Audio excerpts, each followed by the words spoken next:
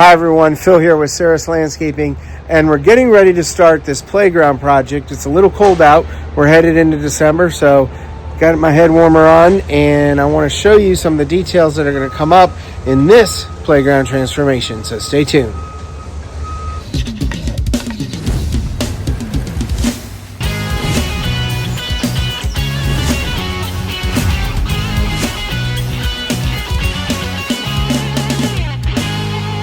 Okay, so I'm here at this school that had this playground installed quite a while ago, and it was done, just about every mistake or thing you could do wrong happened. We're not going to be messing with this area right now. It's just not in the budget, in the cards. You can see there's a little more even behind there. What we're focused on is we're focused on this area within this gated section. So we have about 60 feet going down and about 35 feet coming across. We're going to be getting rid of, I don't know why put a 4x4 up here. We're going to take this turf and put it level to the back of the retaining wall and spike it, so this won't even be needed anymore, that 4x4. This is kind of an odd shaped playground because everywhere you go, you seem to have a fall zone. We have a fall zone. 6 feet off of this is a fall zone, but 6 feet off of this is a fall zone. 6 feet off of that is a fall zone. Off of there's a fall zone. So in order to simplify this, we're going to do fall zone padding everywhere. Just make it nice and easy. Try not to overcomplicate it. We're going to be able to work around. First, we're going to get rid of all the dirt underneath. There was never a gravel base put in, even to begin with. And I'll show you what I'm talking about. Look at this. That is sitting on, there's a little bit of an attempted geotextile, and that's just mulch and dirt. No gravel. Really infuriates me to see when clients don't get a good quality job like they deserve. They have this weird ramp. You can see how this concrete was added at a later date. This was the original just footing step. So we're gonna take this concrete off and evenly bring the turf right up to this footing so that it could be one step up instead of this awkward thing. We're going to be taking out the tree. Of course, we got to get the stump out because that makes all the turf bundle up and around. That looks bad. So all this 4x4 wood that you see in the perimeter, that's going to be gone. This thing's going to look amazing. Might have to see about washing the canopy a little bit. But other than that, that is our project, and I'll be excited to show it to you under construction and upon completion. Thank you and have a great day. All right, good morning, everybody. This is Phil with Sarros Landscaping, and we are on day 4, which I believe is going to be the last day of the project. We should have everything wrapped up today.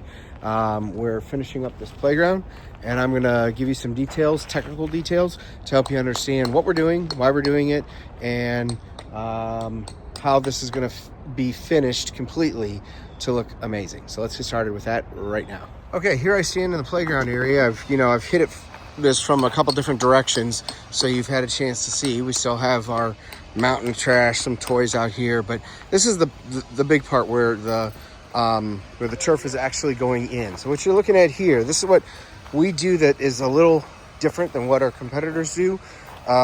This is our 1-inch pad. This is the fall zone. This is good for a 6-foot fall zone. If I stand up here, this is probably about 5 feet right here in terms of fall zone area. So this is good for a 6-foot fall zone, which has to be 6 feet out from here. And we know that this panel is a 4x6 panel. So we know that that's 4 feet and that's 8 feet. So right there, we have our 6 feet. Now, what our competitors do that I don't like is they build up the base right here, and then they do the whole base at one time, which we did. You saw it in the past video, but then they don't dig this out. This 1 inch becomes something that comes over smooth, bumps up, and then becomes your padding. And that's a really awkward, just looking bump. It's very awkward to walk on it because when you step right here, you're half on the bump, half not. See, this has been dug in. What we've done is we put the base in, and then we dug out 1 inch, probably from here. You think we didn't dig out the whole thing, just for clarity, probably from here to here, like this first panel. We lower it up so it's all even all the way across. Whether you're walking on the fall zone area or the regular area, everything's even. Here's our turf. It's going in, lots of cuts, but I want to show you kind of the meticulous nature, because this is a time when we see cuts that are absolutely horrible. Let me show you one that the crew has finished already. Look at that. That cut is beautiful. This is what we see like our competition do and shit like this, but we're not going to do that. Do you see how they're taking their time? Right now, they're stretching everything out to make it just right. So all they do is small relief cuts around here. I want you to look at this. This is what makes us different, because this is important. That cut you can't find. Look at that cut. Look at that cut. Look at these cuts. Okay? This is... Look at that. Our competition stinks at that. Now, I'm not going to name names, but that's part of it. So you're seeing some high and low areas around here. I mean, honestly, this is just scraps and how you brush and groom it. When we're done, so let's look over here. Okay, this looks real flat. When we're done, we're going to power broom all of this up. Okay, so imagine, of course my hand can't do it like that, but let's just bring some of those fibers up like that. And that's what it will look like instead of flat. Now, you're also going to be looking at it from this angle. Look at the difference when it lays flat like this versus when we brush it up like that. And then we fill this with about 1.5 to 2 pounds of sand per square foot to weigh it down, keep these fibers standing up, keep everything looking great. That's why I think we're the best. These seams will become invisible. You can see the seam right now, of course, because we haven't finished working on it. Let's take a look at that seam. So that seam is right there. You see these high spots? That seam is coming down exactly right. Sorry, I want to get this in the middle, right there. So once we start putting more spikes in the seam, it has a lot right now, rooming that up, again, that seam is going to have a tendency to want to just disappear, right, okay? So this little mohawk is going to go away.